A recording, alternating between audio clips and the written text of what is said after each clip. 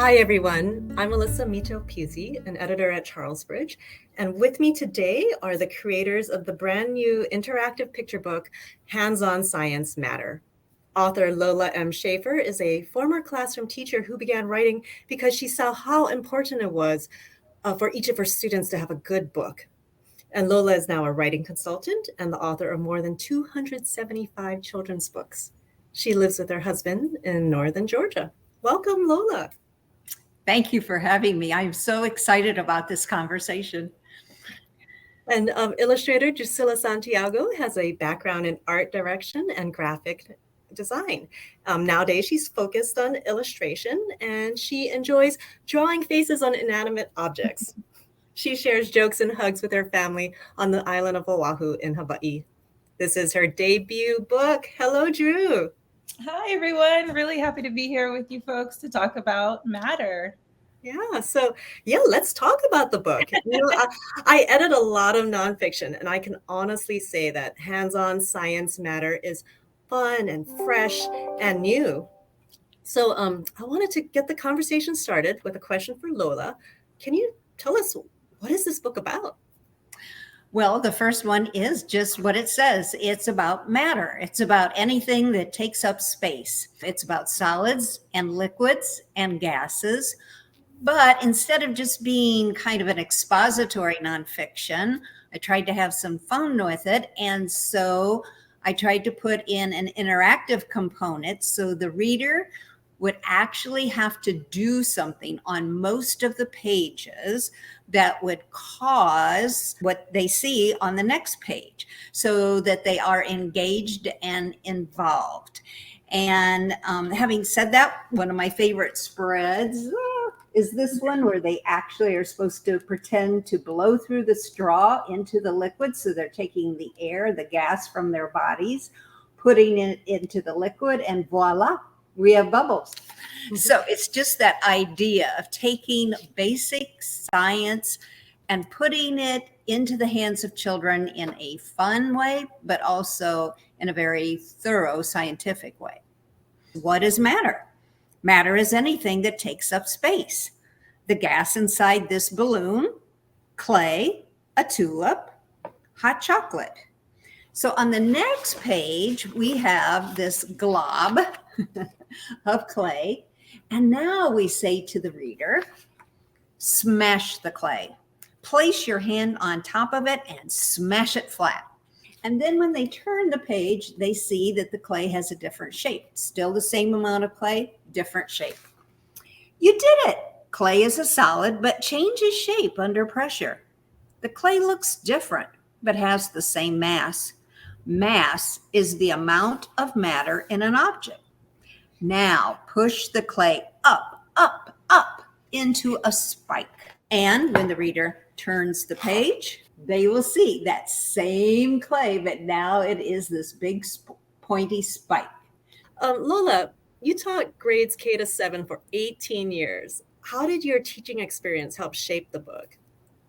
I can remember the very first year I was teaching, and it happened to be in a 7th grade classroom. I looked at the science curriculum, and I personally just had horrible science experiences in school all the way through. All I ever did was memorize definitions. I mean, I never touched anything. So I went to my husband, who's just very handy. And I would say, okay, I'm going to teach this. Now, what would you suggest they do? I want them to be able to do something. So this has meaning for my students.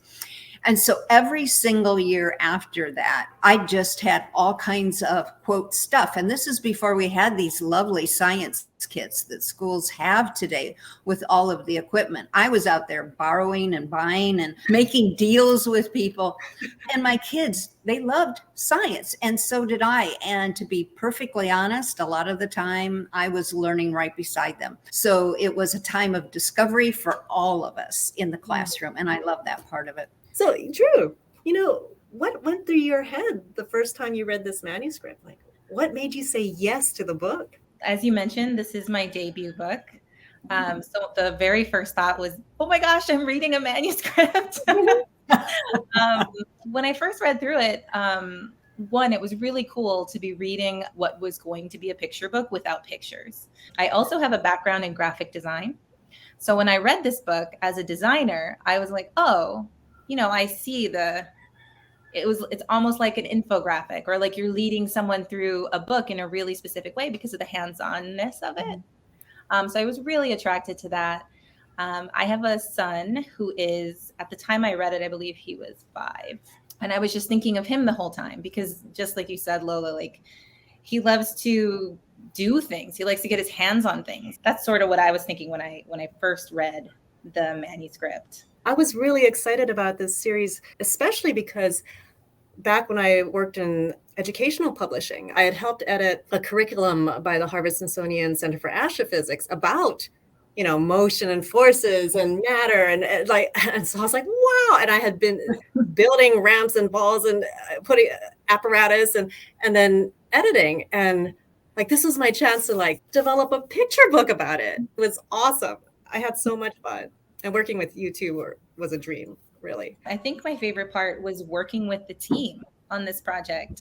I often work alone. I work in a studio, I'm by myself. And even before, when I was a designer, a lot of times I'm working alone. So I just loved the collaborative aspect. I just wanted to pop in with a shout out to Kat Schad, the art director on the book and the designer on the book. And she's brilliant. Yeah, I really loved working with her. I love the collaboration. That is one of my favorite parts. And my other favorite part is doing all the experiments.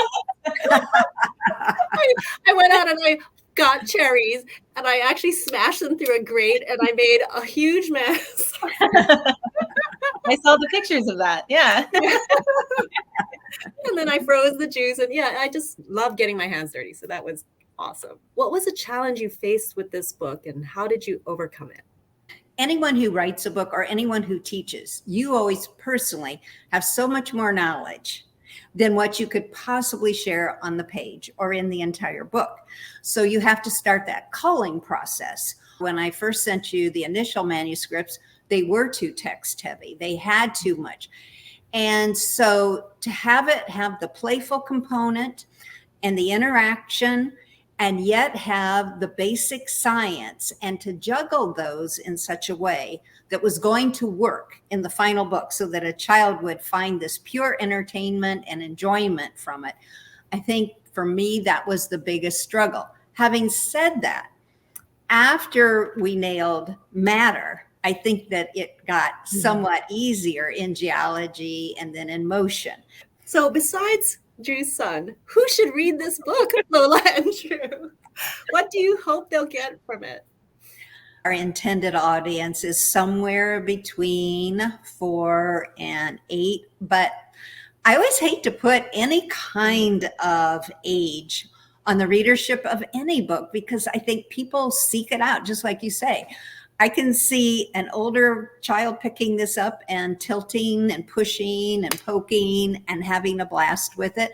And we also know there's younger children that will get engaged with this. So my biggest hope is that whoever engages with it finds it highly entertaining, super enjoyable, and makes them just have a tendency to want to do more.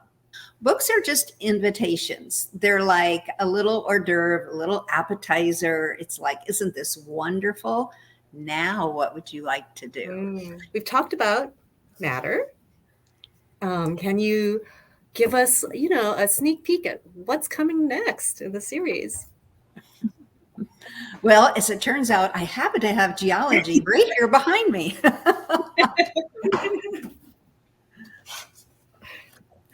So for me, my whole life, I started probably at age 3 or 4. We had a stone driveway when I was a little girl, and I would be out there. My father taught me what was a fossil and what was just, regular gravel stone.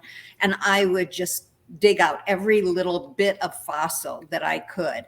But meanwhile, I was also collecting a shiny rock or a pink rock or a yellow rock. So my love of anything with geology started extremely young. And now I have all kinds of cool fossils. I know some ladies in their Christmas stockings hope to have like a diamond or something. I'm happy when I get the tooth of a rhinoceros in my, that's a fossil in my Christmas stocking. I mean, I go nuts over stuff like that. But most of all, I just like to go out and find fossils. And still, when I'm on a hike, if I find a really unique small stone, I can't help but bring it home. So this book is just, you know, it's one of my passions, this whole idea of geology. So I had to play with that next. Right. And then third up in the series is?